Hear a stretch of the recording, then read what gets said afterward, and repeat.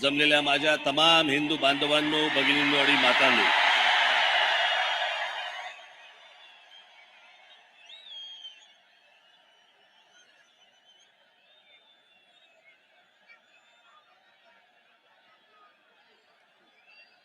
मला कल्पना आहे की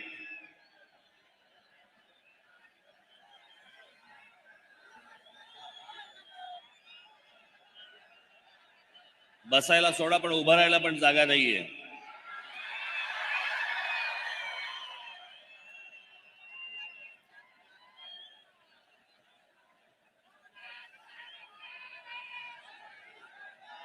माझी आपणा सर्वांना नम्र विनंती आहे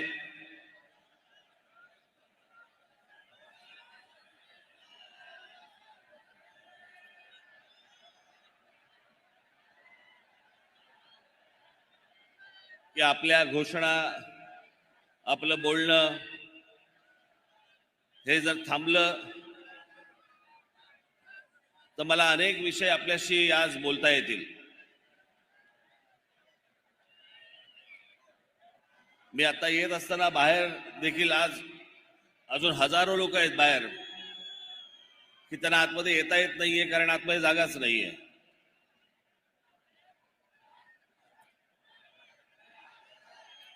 आज सर्वप्रथम मी आपणा सर्वांना 1 मेच्या महाराष्ट्र दिनाच्या सर्वांना मनपूर्वक शुभेच्छा देतो. कामगार दिनाच्या मनपूर्वक शुभेच्छा देतो आणि बोलायला सुरुवात करतो.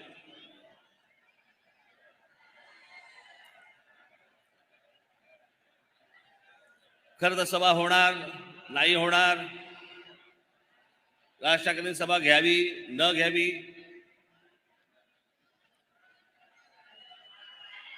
सभेला परवानगी मिळणार नाही मिळणार,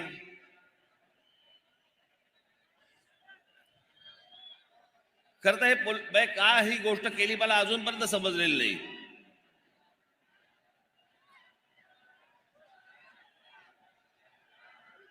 मी महाराष्ट्राच्या कुठच्याही कोपऱ्यामध्ये जरी मी समजा सभा घेतली असती तरी दूरदर्शनवरनं तुम्ही पाहिलंच असतात ना.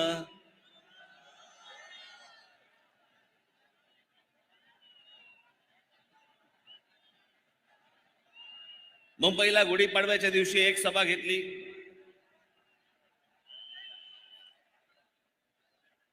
त्याच्यानंतर त्या सभेनंतर बरेच जण बडबडायला लागले. मग त्यांना उत्तर देण्यासाठी म्हणून एक उत्तर सभा ठाण्यामध्ये घेतली.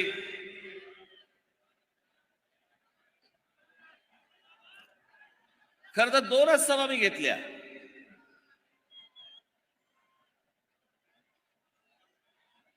पण या 2 सभांवरती किती बोलतायत.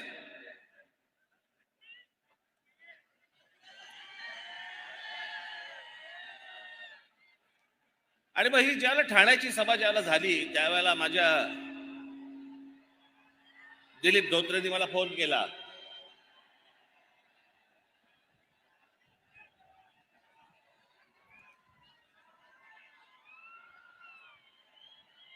बसतील शांत, जागा नाही, ऐकता येणार नाही त्यांना. आणि आमच्या दिलीप धोत्रेंनी फोन केला आणि दिलीप धोत्रेंनी सांगितलं की साहेब आपण एक संभाजीनगरला आपण एक सभा घेऊया.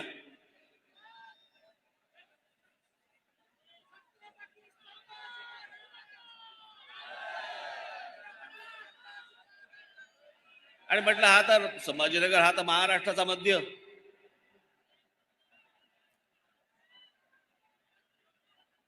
मग मी त्याला सांगितलं म्हटलं आपण एक संभाजीनगरला सभा घेऊ. म्हटलं मी तुला तारीख सांगतो नंतर. आता हा विषय फक्त संभाजीनगर पुरता मर्यादित नाही. माझ्या ह्याच्या पुढच्या सगळ्या सभा या सगळ्या मराठवाड्यातल्या प्रत्येक जिल्ह्यामध्ये होणार आहेत.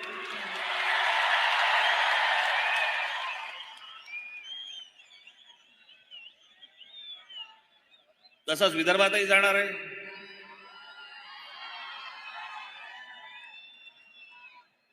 आपल्या कोकणातही जाणार आहे, उत्तर महाराष्ट्रातही जाणार आहे, पश्चिम महाराष्ट्रातही जाणार आहे.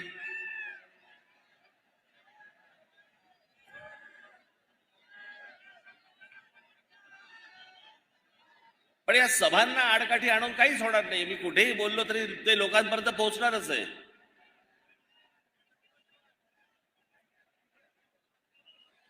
कोंबडा झाकायचं ठरवलं तरी ते उगवायचं थोडी राहतं. सूर्य उगवतोच.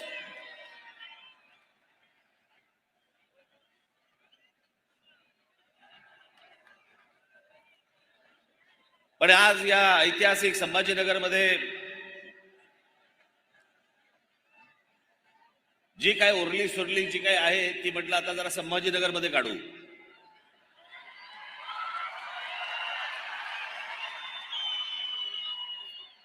मला कल्पना आहे की महाराष्ट्रामध्ये अनेक प्रश्न आहेत. पिण्याच्या पाण्याचा प्रश्न आहे. संभाजीनगरमध्ये शहराचा मध्ये पिण्याच्या पाण्याचा प्रश्न आहे. 10 दिवसांनी पिण्याचं पाणी येतं.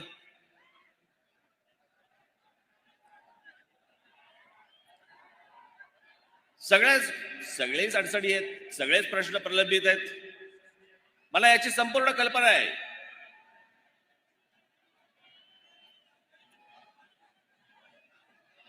पण आजचे जे काही प्रमुख विषय आहेत या प्रमुख विषयांना धरून मी आजचं तुमच्याशी बोलणार आहे.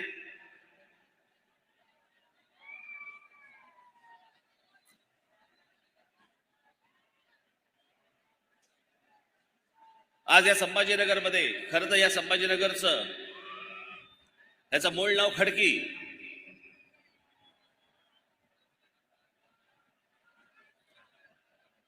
आपल्या दोन्ही राजधान्या इथल्याच.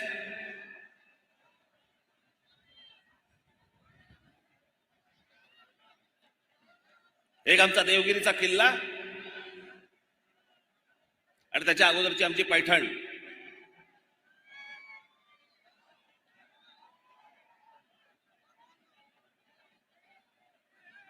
मला असं वाटतं आजचा महाराष्ट्र दिन 1 मे आपण साजरा करताना पहिल्यांदा आपण थोडासा महाराष्ट्र नीट समजून घेणं गरजेचं आहे. कारण जर महाराष्ट्रच समजला नाही, मी त्याविषयी म्हटलं ना, ठाण्याच्या सभेमध्ये म्हटलं का कुठच्या सभेमध्ये म्हटलं परत आठवत नाही मला. पण जो समाज इतिहास विसरला त्याच्या पायाखालचा भूगोल सटकलेला आहे. त्याच्या पायाखालची जमीन सटकलेली आहे.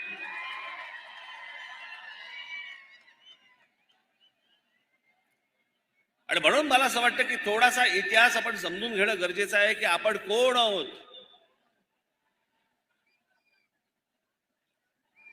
आपण महाराष्ट्राचे आहोत. आपण मराठी आहोत.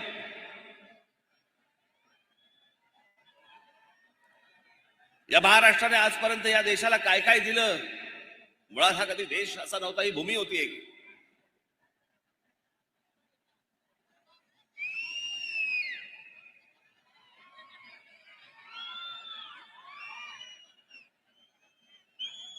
पण आमच्या ज्ञानेश्वर गेल्यानंतर ज्या वेळेला अल्लाउद्दीन खिलजी ज्या वेळेला महाराष्ट्रामध्ये इथे आला,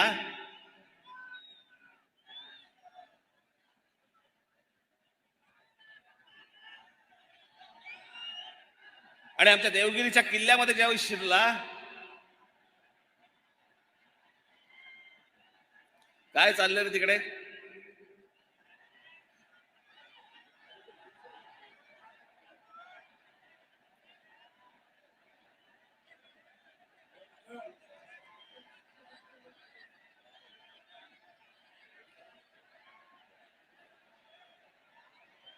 जर कोणी टाळकी जर काही गडबड करायला आली असेल तिथल्या तिथे हाणा.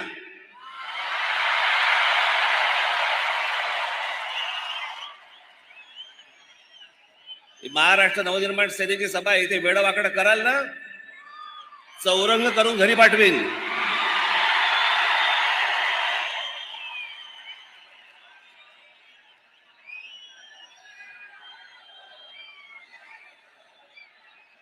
बसा बसा. लगेच बघायला लागले काय झालं काय झालं. काय नाही झालं. बसा.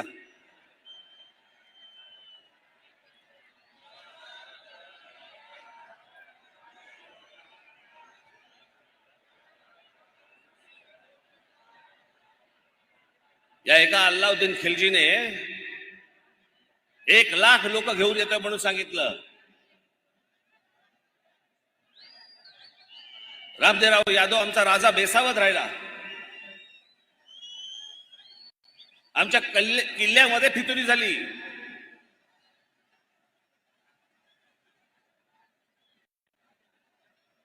आणि ते 1,00,000 लोक नव्हतीच येणारी.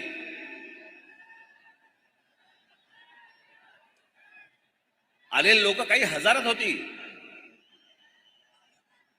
मी ज्यावेळेला हा इतिहास ज्यावेळेला वाचतो त्यावेळेला मला कळतं. नाही तर आजच्या सोशल मीडियावरती आपल्याला बघतो ना आपण,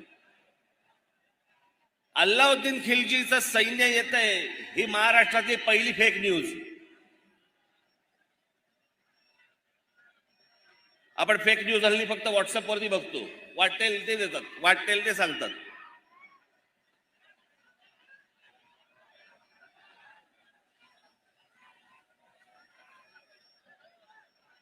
आमच्या महाराष्ट्राची कन्या रामदेवराव यादवांची मुलगी हिला अल्लाउद्दीन खिलजी पळवून घेऊन गेला.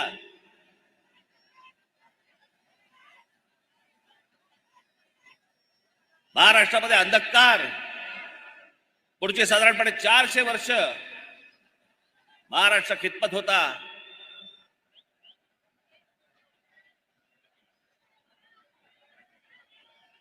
या महाराष्ट्रातल्या माझ्या माता भगिनींवरती अत्याचार होत होते,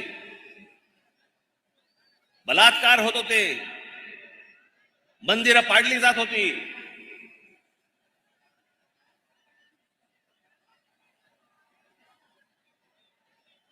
याच पैठणीला आमच्या एकनाथ महाराजांनी तेव्हा तिथे आरोळ दिली, दार उघड भैये दार उघड. हे नाही पाहत आता पावत.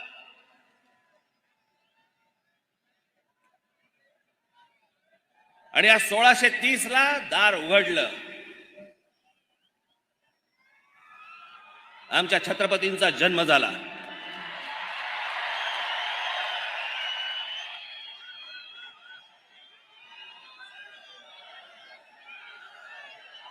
स्वाभिमानाने कसं जगायचं असतं आणि काय जगायचं असतं हे आमच्या राजाने शिकवलं.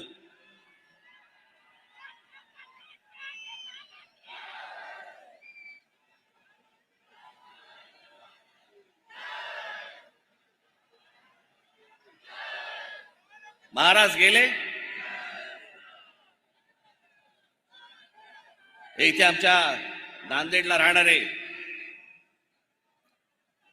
खूप मोठे लेखक नरहर कुरुंदकर, या कुरुंदकरांच्या पुस्तकामध्ये फार छान वर्णन केलेलं आहे त्यांचं.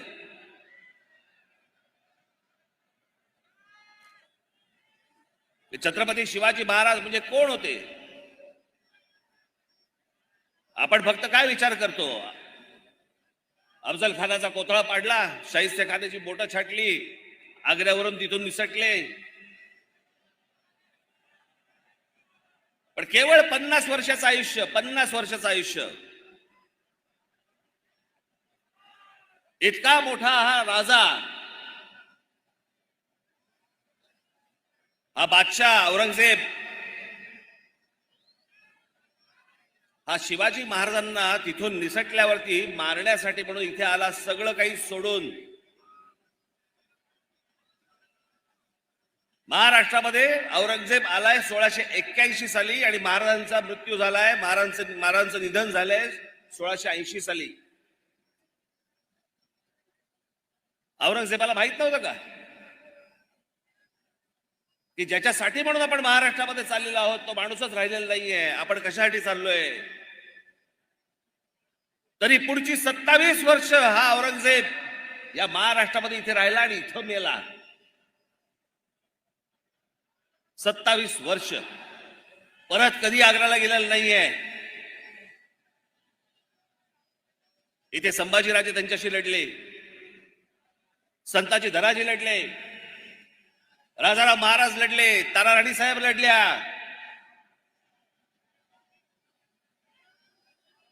(1707 ला इथे मेला तो.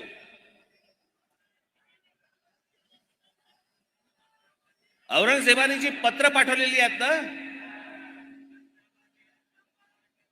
ती जी पत्र पाठवलेली आहेत त्या पत्रामध्ये तो कोणाचाही उल्लेख नाही करत. त्या पत्रामध्ये फक्त उल्लेख करतोय शिवाजी अजून मला छळतोय. ती जी प्रेरणा आहे ज्याच्यावरती हे सगळे लढतायत त्या प्रेरणेला तो शिवाजी म्हणतोय.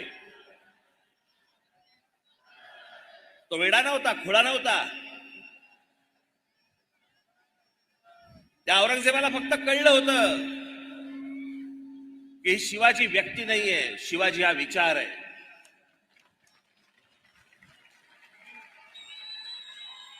छत्रपती शिवाजी महाराज हा एक विचार आहे आणि हा जर विचार या भूमीमध्ये पसरला तर आपलं काही खरं नाही. आणि तेच झालं. संपूर्ण मराठेशाहीने उद्ध्वस्त केलं मोगल साम्राज्य. आज पाकिस्तानामध्ये असलेला तो अटोक किल्ला, ज्याला आपण म्हणतो ना अटके पार झेंडे फडकवले मराठ्यांनी, तो अटोक किल्ला, तिथे भगवी पताका फडकली. हा संपूर्ण मराठेशाहीचा इतिहास आपण विसरलो. आम्हाला काहीच माहित नाही. आम्ही फक्त पुण्यतिथी आणि जयंत्या फक्त साजऱ्या करतोय आम्ही महापुरुषांच्या.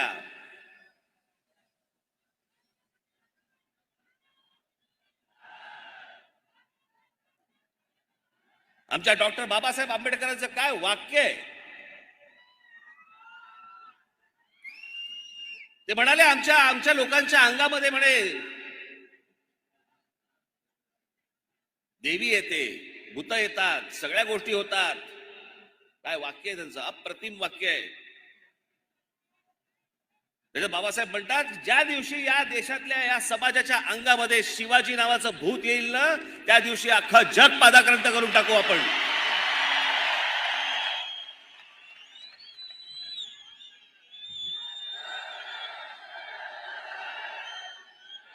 आमच्या अंगात शिवाजी आला पाहिजे. ही आमची मराठेशाही, हा आमचा महाराष्ट्र.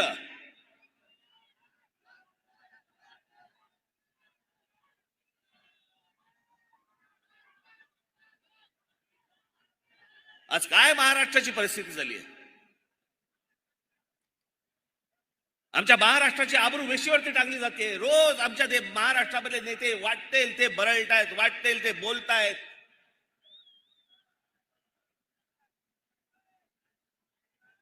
पुढच्या येणाऱ्या ज्या पिढ्या आहेत, आज जे लहान कच्चे बच्चे जे आहेत, ते राजकारणाकडे बघताना, राजकारण्यांकडे बघताना काय शिकत असतील. हे जे टेलिव्हिजनवरती रोज एक चॅनलवरती जे चालतंय, हे राजकारण आहे. हा आपला महाराष्ट्र आहे. ज्या महाराष्ट्राने या देशाला विचार दिला, समाजवादाचा विचार या महाराष्ट्रात गेला, बुद्धिझमचा विचार या महाराष्ट्रात गेला, हिंदुइझमचा विचार या महाराष्ट्रात गेला, कम्युनिझमचा विचार या महाराष्ट्रात गेला. हा महाराष्ट्र चढपडतोय. आणि ह्यांच्या सगळ्यांचे सगळं काय जे रोजच्या रोज जे बोलतात ते आम्ही हसण्यावर देतोय. रोजच्या रोज आमचा महाराष्ट्र खड्ड्यात जातोय. याच्यासाठी महाराष्ट्र दिन साजरा करायचा आहे आम्हाला, की ज्यातनं आम्ही काही प्रेरणाच घेणार नाही आहोत, ज्यातनं आम्ही काही बोधच घेणार नाही आहोत. सर्वात जास्ती समाज सुधारणा महाराष्ट्राने दिले, विचारवंत या महाराष्ट्राने दिले. एक गोष्ट अशी नाही की जी महाराष्ट्रामध्ये कधी जन्माला नाही आली, महाराष्ट्राने इतरांना दिली. आणि आज काय महाराष्ट्राची हालत करून ठेवली आपण. आई बहिणीवरनं शिव्या घालतायत. कोणी मुद्द्याचं बोलायलाच तयार नाहीये. सगळेजण मुद्द्यावरती बोलतायत. आम्ही काय शिकवतोय तरुणांना? हुल्लडबाजी. याचं कारण आमचं लक्षच नाहीये.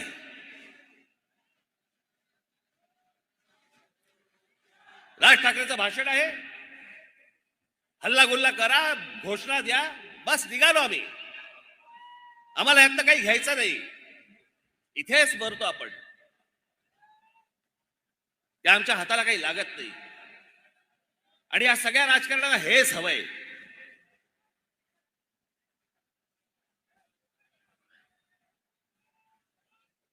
माझी 2 भाषणं काय झाली, त्याच्यावरती सगळे काय फडफडायला लागले.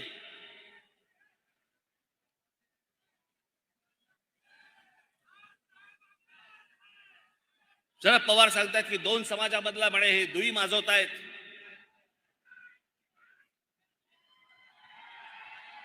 हे महाराष्ट्र आणि देशासाठी म्हणे योग्य नव्हे. मी दुई माजवतोय. पवार साहेब, आपण जाती जातीमध्ये जे भेद निर्माण करताय ना, त्याने दुई माजती आहे.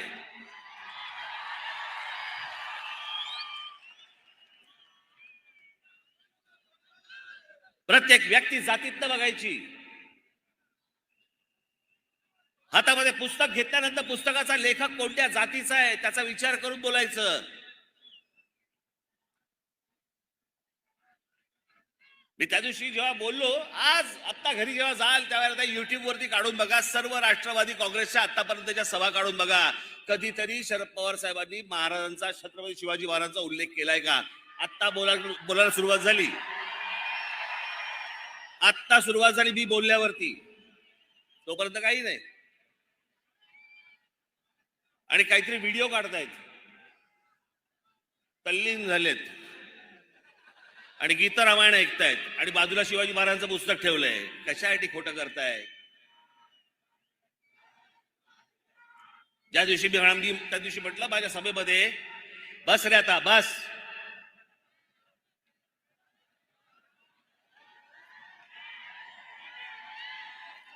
त्या दिवशी जेव्हा मी म्हटलं की शरद पवार साहेब हे नास्तिक आहेत, लागलं झोमलं.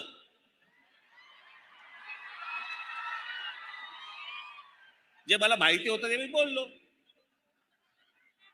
मग लगेच देवाचे फोटो काढले सगळे, पूजा करताना, नमस्कार करताना वगैरे. अहो, देवाचे कशाला फोटो काढताय? आपली कन्या लोकसभेमध्ये बोलली आहे की माझे वडील नास्तिक आहेत. आता याहून अधिक काय पुरावा देऊ मी? जिकडे सभा घेत आहेत तिकडे बोलतायत. राज ठाकरेंनी म्हणे त्यांच्या आजोबांची पुस्तकं वाचली पाहिजेत. अरे मी वाचली आहेत. पवार साहेब, तुम्हाला अपेक्षित असलेल्या गोष्टी फक्त तुम्ही वाचलेल्या आहेत. अख्खी पुस्तकं वाचा, संदर्भात सहित वाचा, मग तुम्हाला कळेल.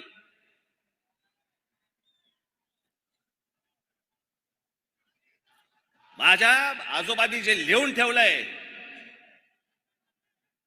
ते जर समजा तुम्ही नीट वाचलं तर ते परिस्थितीला धरू नये. ते व्यक्तिसापेक्ष आहे.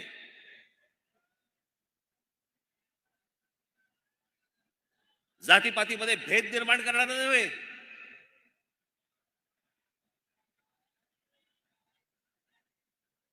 हा आपला हिंदू धर्म मानणारा माणूस होता, तो त्याची पूजा करणारा माणूस होता.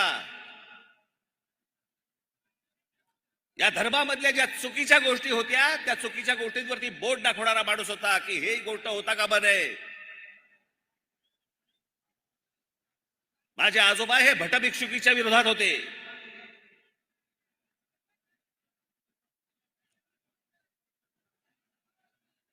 धर्म मानणारा माणूस होता. म्हणून मी आज पवार साहेबांसाठी काही संदर्भ आणलेत.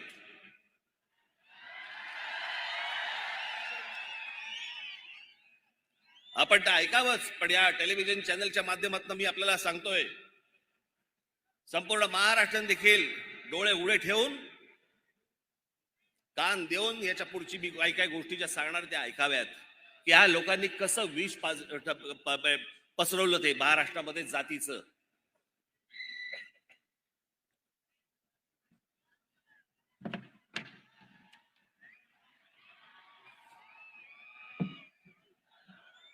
मी प्रबोधनकारांच्या काही पुस्तकं आणि त्यातले संदर्भ खास करून पवार साहेबांना सांगण्यासाठी म्हणून इथे लिहून आणलेत की जर जमलं तर आपण हे वाचावेत. पवार साहेब, माझ्या आजोबांचं पहिलं पुस्तक आहे माझी जीवनगाथा. पहिलं पुस्तक म्हणजे शेवटचं पुस्तक त्यांचं, पण त्यांचं चरित्र आहे.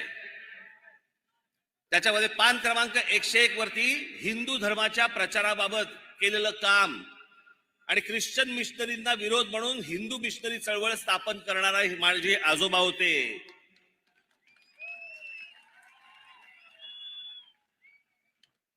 महाराष्ट्रामधला नवरात्रोत्सव आपल्याला कल्पना नसेल, सार्वजनिक नवरात्र उत्सव सुरू करणारे माझे आजोबा होते, प्रबोधनकार ठाकरे होते.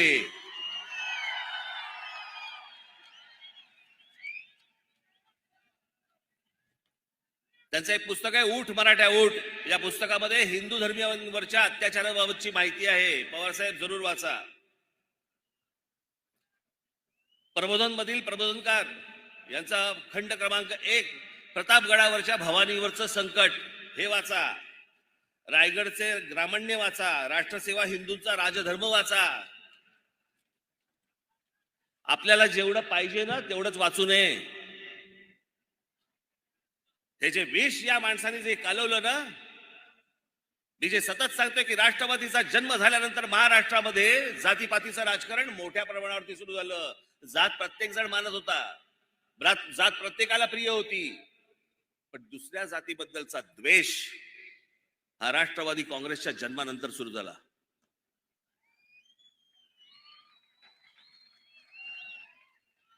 माझा मराठा बांधव भगिनी यांची माती भडकवायची. मग कोणतरी जेम्स लेन सारखा एक माणूस उभा करायचा. मग त्यांनी काहीतरी पुस्तक लिहिलं, त्या पुस्तकामधले काहीतरी गोष्टी काढायच्या. आणि ज्या माणसाने संपूर्ण महाराष्ट्रात नव्हे तर देशात छत्रपती शिवाजी महाराज घराघरापर्यंत पोहोचवले, त्यांच्या वृद्धापकाळामध्ये पवार साहेबांनी आमच्या बाबासाहेब पुरंदरेंना त्रास द्यायला सुरुवात केली. कशासाठी? की ते ब्राह्मण आहेत म्हणून. पवार साहेबांना मला एकच गोष्ट सांगायची आहे, या राज ठाकरे ना आमचं घर, आमच्या घरामध्ये आम्हाला कधी जातपात शिकवली नाही, आम्हाला जातपात माहिती नाही, आम्ही जातपात कधी बघत नाही आणि आम्हाला जातीपातीशी काही देणं घेणं नाही. मी ज्याच्याकडे जातो ती व्यक्ती त्या व्यक्तीकडे जातो. मी जात बघून जात नाही, जात बघून पुस्तकं वाचत नाही. तुमच्या मतांच्या राजकारणासाठी हे सगळं ध्रुवीकरण करायचं जर एवढंच आहे तर मग रायगडावरची समाधी ही कोणी बांधली? आमच्या शिवछत्रपतींची समाधी जी बांधली गेली रायगडावरती कोणी बांधली? आमच्या लोकमान्य टिळकांनी बांधली. लोकमान्य टिळकांना आता तुम्ही काय ब्राह्मण म्हणून बघणार आहात का? लोकमान्य टिळकांनी ज्यावेळेला स्वतःचं पहिलं वर्तमानपत्र काढलं, त्या वर्तमानपत्राचं पहिलं नाव काय? मराठा.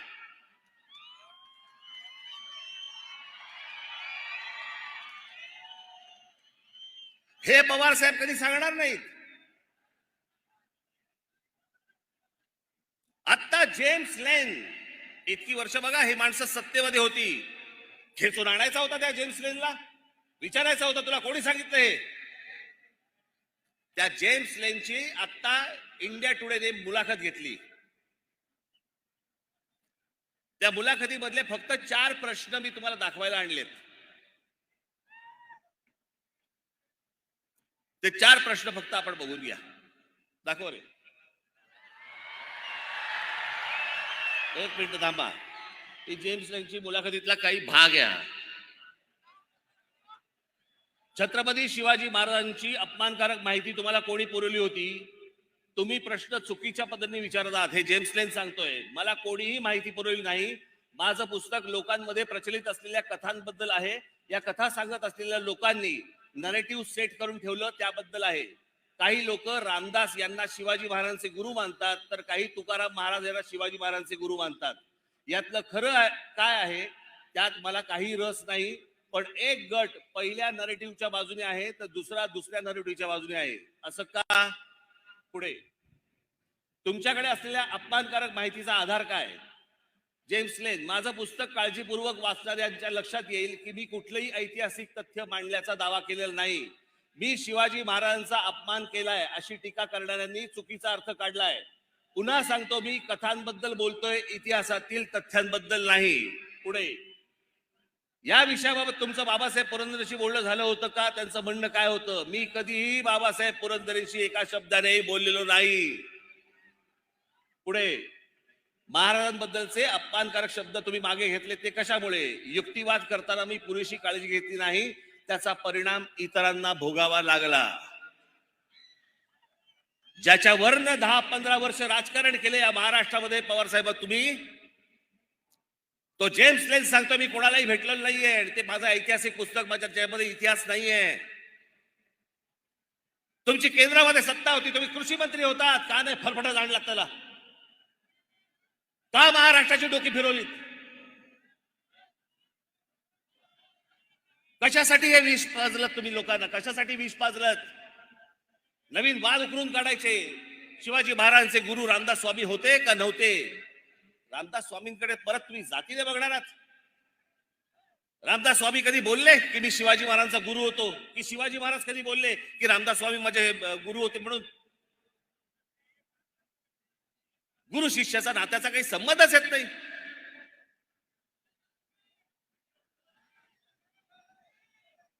जे रामदास स्वामीने आजपर्यंत जे शिवाजी महाराजांवरती लिहून ठेवलेलं आहे ना, मी त्याच्या इतकं उत्कृष्ट शिवाजी महाराजांवरती लिहिलेलं आजपर्यंत कुठेही वाचलेलं नाही.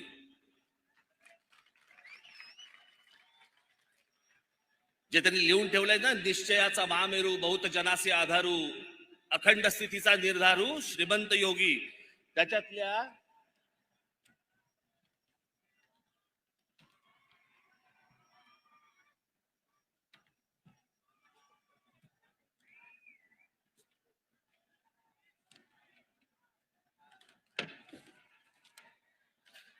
फक्त शेवटच्या 3 ओळी वाचून दाखवतो. लाऊडस्पीकर वरती येणार पण थोड्या वेळाने.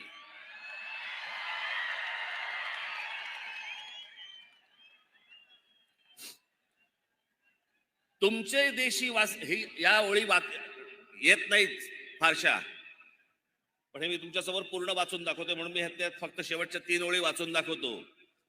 तुमचे देशी वास्तव्य केले परंतु वर्तमान नाही घेतले, ऋणानुबंध विस्मरण झाले काय नेणो, सर्वज्ञ मंडळी धर्ममूर्ती काय सांगणे तुम्हा प्रती, परी धर्म संस्थापनेची कीर्ती सांभाळली पाहिजे. उदंड राजकारण तटले तेने चित्त विभागिले, प्रसंग नसता लिहिले क्षमा केली पाहिजे. रामदास स्वामी छत्रपतींना सांगतायत क्षमा केली पाहिजे. माफ करा, मला मी लिहिलंय तुम्हाला, पण मला माफ करा. गुरु शिष्याला लिहितो, कुठच्या शाळेतला शिक्षक जरा दाखवा मला. मी इतकं वर्ष शिकलो, मला नाही आजपर्यंत आठवत कुठच्या शिक्षकांनी मला माफी मागितली माझी. आणि ही माफी नाहीये, यात प्रेम आहे. हे जातीपातीच्या विषापासून तुम्ही सगळ्यांनी दूर राहणं गरजेचं आहे. या पवार साहेबांना हिंदू या शब्दाचीच मुळात ॲलर्जी आहे.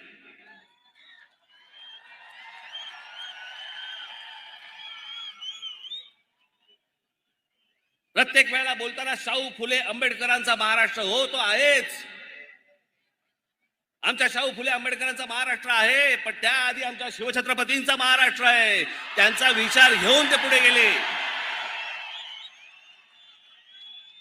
त्यांचा विचार घेऊन ते पुढे गेले. पण कधी पवार साहेबांच्या तोंडी शिवाजी महाराजांचं नाव कधी ऐकलं नाही.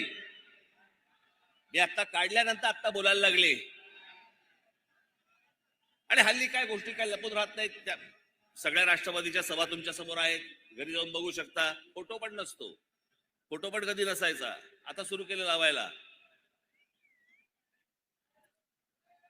या सगळ्या गोष्टींपासून मी हे मुद्दामून आपल्याला सांगतोय, कारण हे जे सत्य जे चालू आहे ना त्यांचं. आणि पवार साहेब, पहिली गोष्ट आपल्याला निश्चितपणे सांगतो, मी जात मानत नाही, मला जातीशी काही देणं घेणं नाही. इथे कोणा ब्राह्मणांची बाजू घेण्यासाठी म्हणून मी पण उभा नाहीये आणि कोणाचीच बाजू घेणार नाहीये. महाराष्ट्र असा कधी नव्हता. याच आमच्या शिवछत्रपतींनी आम्हाला शिकवलं. 18 पगड जातींना घेऊन स्वराज्याची स्थापना केली. या 18 पगड जाती या महाराष्ट्रासाठी झटत होत्या. या 18 पगड जातींमध्ये विष घालवलं तुम्ही का? तुम्हाला सगळ्यांमधनं मतं पाहिजेत म्हणून, आमदार निवडून यायला पाहिजेत म्हणून? अहो, एवढ्याशा छोट्याशा गोष्टीसाठी म्हणून हे कालवलेलं विष कुठपर्यंत गेले बघा. शाळा कॉलेज पर्यंत गेलं. शाळेमध्ये मुलं एकमेकांकडे जी सहज जायची, सहज भेटायची, ती आता विचार करायला लागली, हा कोणत्या जातीचा आणि तो कोणत्या जातीचा,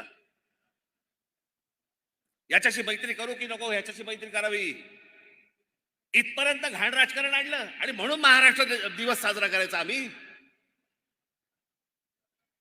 मी त्या दिवशी म्हटलं ना, अरे आम्ही जातीतनं बाहेर येत नाही आहोत. आम्ही हिंदू कधी होणार, आम्ही मराठी कधी होणार.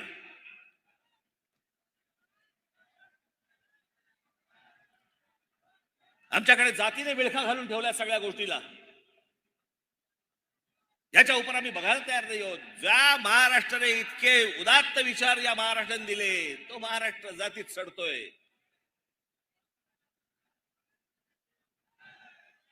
त्याचा दिवस साजरा करायचा आम्ही.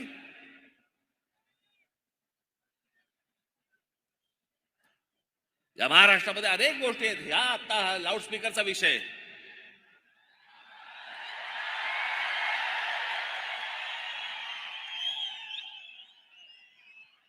त्याशी एका पत्रकाराने मला विचारलं, नाही एकदम लाऊडस्पीकर अचानक. म्हटलं अचानक? बरं कधी काढला की तुम्ही विचारणार अचानक? कधी काढायचाच नाही का? मी त्याच्या अगोदरच्या माझ्या क्लिप्स दाखवल्या होत्या त्याशी. याच्या अगोदर अनेकदा बोललोय. बरं हा काही लाऊडस्पीकर हा नवीन विषय नाहीये.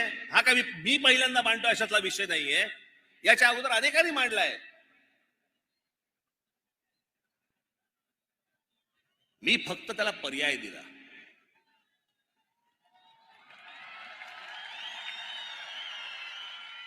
की लाऊडस्पीकर मशिदींवरचे लावून जर समजा तुम्ही गोंगाट करणार असाल तर त्या मशिदींच्या बाहेर आम्ही हनुमान चालीसा पढू, मोठ्याने लावू.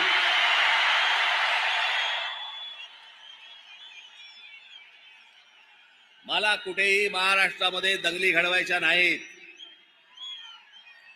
महाराष्ट्रामध्ये मला कुठेही दंगली घडवायची इच्छा देखील नाहीये.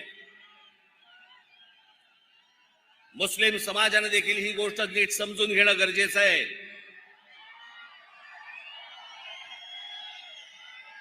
त्या दिवशी माझ्याकडे नाशिकला एक जण पत्रकार आले आणि ते पत्रकार मला ते मुस्लिम समाजातले होते आणि ते आले. त्या पत्रकाराने मला सांगितलं, माझ्याकडे आतल्या पुण्याच्या केबिन मध्ये आतमध्ये आले आणि मला म्हणाले, साहेब मी मुसलमान आहे पण आम्हाला भोंग्याचा खूप त्रास होतो. म्हणजे माझं लहान मूल हे लाऊडस्पीकर लागले की म्हणे झोपेना ते आजारी पडायला लागलं आणि दरवेळेला ते म्हणे झोपायला आलं लहान मूल माझं की म्हणे इकडनं म्हणे ते अजान आणि त्या सगळ्या बांग सुरू होतात आणि माझं पोर झोपू शकलं नाही. मग मी अनेकदा त्याला सांगितलं, पण एकदा मी मशिदीत गेलो, तिकडचे मौलवी होते, त्याला सांगितलं की माझ्या मुलाला त्रास होतोय तुमच्या भोंग्याचा, तुम्हाला जे काय पठण करायचं असेल ते मशिदीच्या आत करा, आम्हाला या लाऊडस्पीकरचा त्रास होतोय. त्याच्यानंतर त्यांनी काहीतरी कमी केलं आणि त्या दिवशी पण मी सांगितलं होतं, आज परत मी तुम्हाला सांगतो, लाऊडस्पीकर हा सामाजिक विषय आहे, हा धार्मिक विषय नव्हे. आणि लाऊडस्पीकर या विषयाला जर समजा तुम्ही धार्मिक वळण देणार असाल तर त्याचं उत्तर आम्हाला धर्मानेच द्यावं लागेल, एवढं पण तुम्ही लक्षात ठेवावं.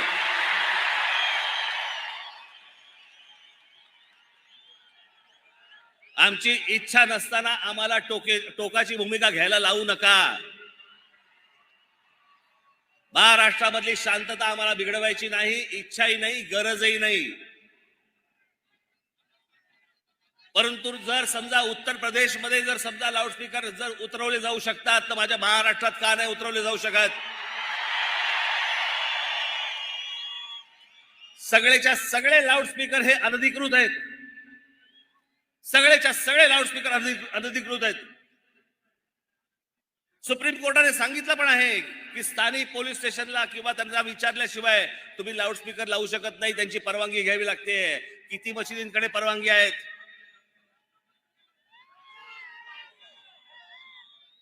कोणाचकडे परवानग्या नाही आहेत. मला कोणीतरी सांगितलं, कालच कोणीतरी सांगितलं, इथे संभाजीनगर मध्ये 600 मशिदी आहेत. बांगेची कॉन्सर्ट चालते की काय इकडे?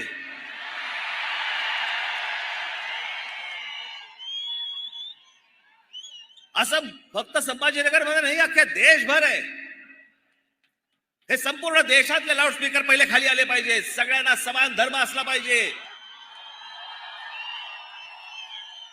प्रत्येक वेळेला आम्हीच का भोगायचं? आम्हाला सभा घ्यायची असली की लगेच सांगतात की नाही नाही हा सायलेन्स झोन आहे, इथे शाळा आहे. रात्रीची कुठची शाळा?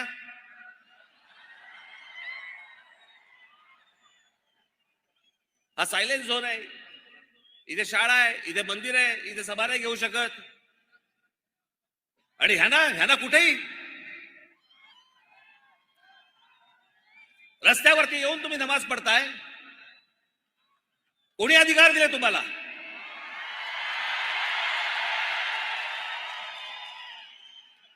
माझी शासनाला पण नम्र विनंती आहे. आज तारीख 1 आहे.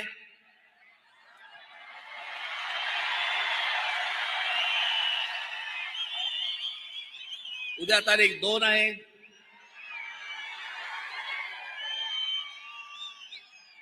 तीन तारखेला ईद आहे.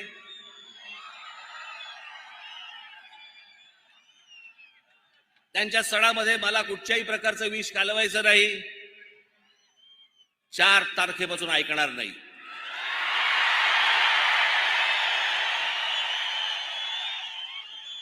माझी महाराष्ट्रातल्या सर्व तमाम हिंदू बांधवांना, भगिनींना माझी विनंती आहे, हात जोडून विनंती आहे, जिथे जिथे यांचे लाऊडस्पीकर लागतील त्यांच्या समोर दुप्पट आवाजाने तिथे हनुमान चालीसा तुमची लागलीच पाहिजे.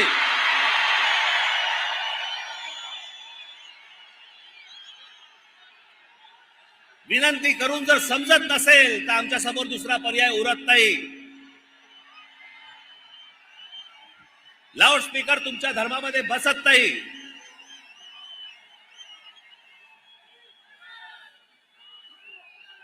जे सुप्रीम कोर्टाचे नियम म्हणून सांगताय ना, त्या सुप्रीम कोर्टाच्या नियमामध्ये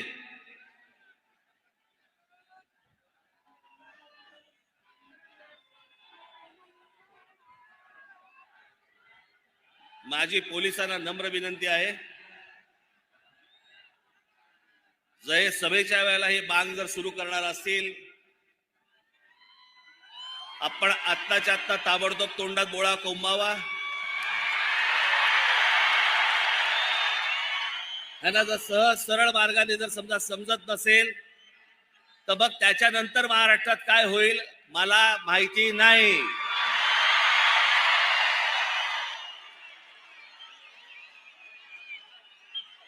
इथे जे कोणी पोलीस अधिकारी असतील त्यांना मी सांगतोय, आत्ताच्या आत्ता जाऊन हे पहिल्यांदा बंद करा.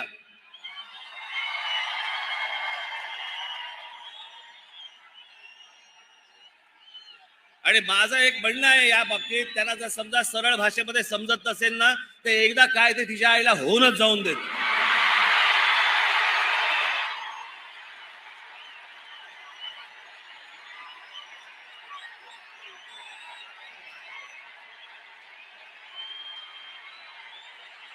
अजिबात शांत बसता कामा नये तुम्ही.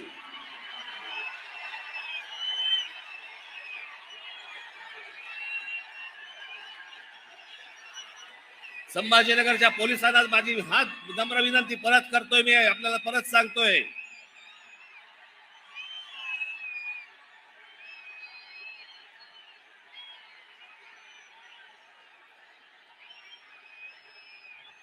हे जर या पद्धतीने वागणार असतील, त्यांना जर सरळ सांगून जर समजा समजत नसेल तर महाराष्ट्राच्या मनगटामध्ये काय ताकद आहे ना, ही यांना एकदा दाखवावीच लागेल.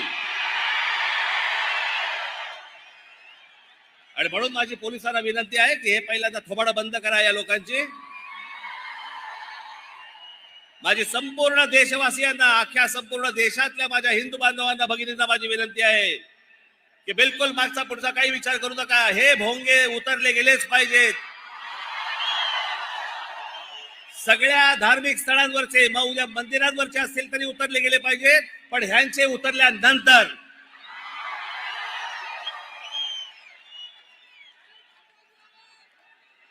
आपण सगळेजण, आज ही परिस्थिती आहे, अभी नहीं तो कभी नहीं.